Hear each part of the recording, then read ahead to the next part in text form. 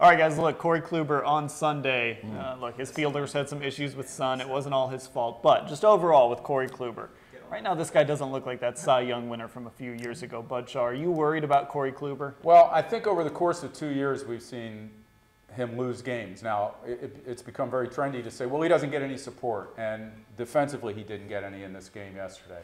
I still think that there's a little bit of a concern there just because he doesn't look like that dominant 9-inning guy that he'd been. And that's a lot to ask of pitchers in Major League Baseball, but that's what he was when he had his great year. So I think the fact that he doesn't seem that now if you were going to start the playoffs tomorrow, you'd probably hand the ball to Carrasco or Salazar, wouldn't you? I would. Probably. I think that tells you all you need to know.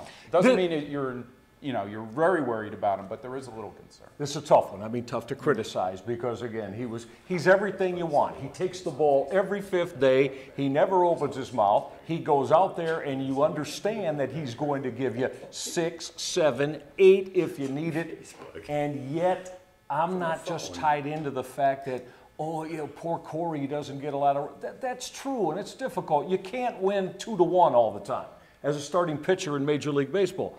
But by the same token, you look at a lot of the losses last year. Give up 5, give up 6 runs. You're not going to win with mostly any kind of run support with that. So I think his velocity has dropped a little bit. I don't think his location is as sharp as that. So there's been some regression. Tough to say because of all the other things we mentioned, but there's been some regression.